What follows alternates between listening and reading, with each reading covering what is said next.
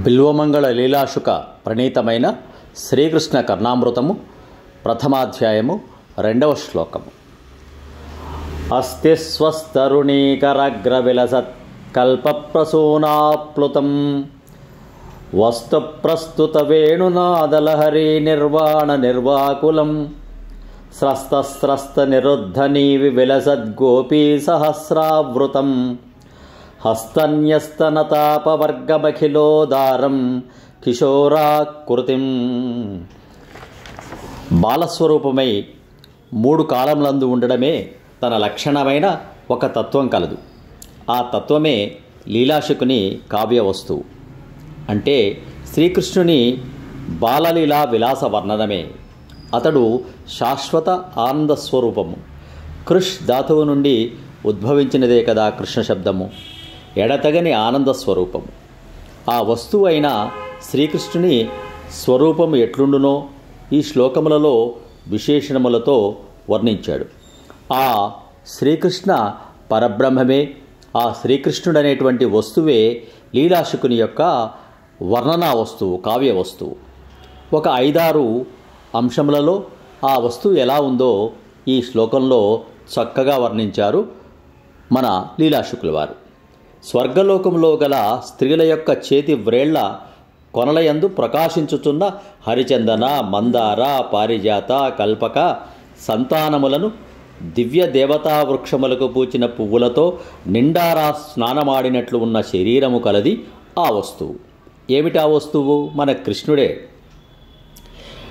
మొదలుపెట్టిన వేణుగానం పిల్లన గ్రోవి నుండి వెలువడుచున్న ప్రణవనాదమనడి ప్రవాహరూపమైన ప్రపంచములోని సర్వ విచారములను దూరము చేసి ఆనందమును కలిగించు నిబ్బరముగా ఉన్న వస్తువు. ఏమిటి? కృష్ణుడు.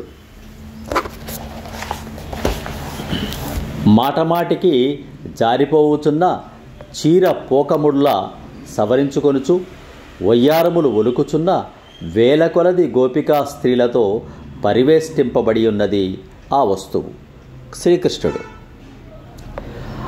ఆర్తుల కోసము అరచేతులలో అమరియున్న మోక్షఫలము ఆ వస్తువు కృష్ణుడు. కామధేనువు కల్పవృక్షముల కంటెను ఉదారముగా ఆర్తజనులకు, కోరిన వారికి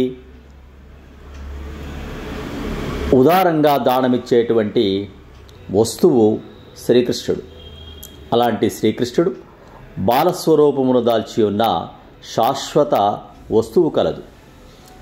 ఆ వస్తువే నా యొక్క కావ్య వస్తువు అయిన ఆ కృష్ణుడు అని లీలాశుకుల వారు తన కావ్య వస్తువు యొక్క గుణగణాలను ఈ 6 అంశాలలో ఆయన వివరించాడు.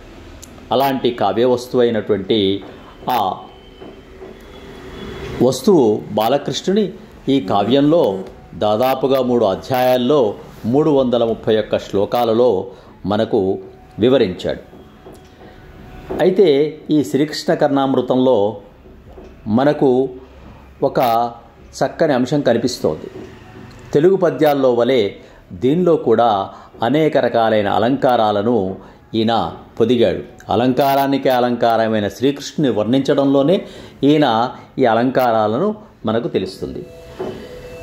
అనేక శ్లోకాలలో ప్రాస, ముఖ్యంగా ఈ శ్లోకంలో వస్తు ప్రస్తుత, స్రస్త స్రస్త, హస్తన్యస్త అనేటువంటి రకరకాలైన పదాలను మళ్ళీ మళ్ళీ ప్రయోగించి ఈ శ్లోకానికి ఒక చక్కని అందాన్ని, చక్కని సొబగును కలిగించాడు లీలాశుకుడు.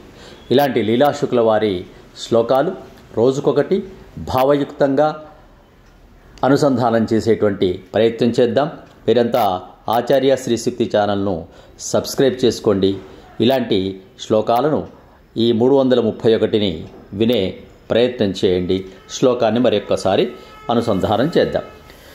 అస్తి స్వస్తరుణీకరగ్రవిలసత్కల్పప్రసూనాప్లుతం వస్తు ప్రస్తుత వేణునాదలహరీ నిర్వాణ నిర్వాకులం స్రస్తస్రస్త నిరుద్ధనీ వివిలసద్గోపీ సహస్రావృతం హస్తన్యస్తనతాపవర్గమఖిలోదారం కిశోరాకృతిం. శ్రీకృష్ణ పరబ్రహ్మణే నమః. సర్వం శ్రీకృష్ణార్పణమస్తు. సమస్త సన్మంగళాని భవంతు. స్వస్తి.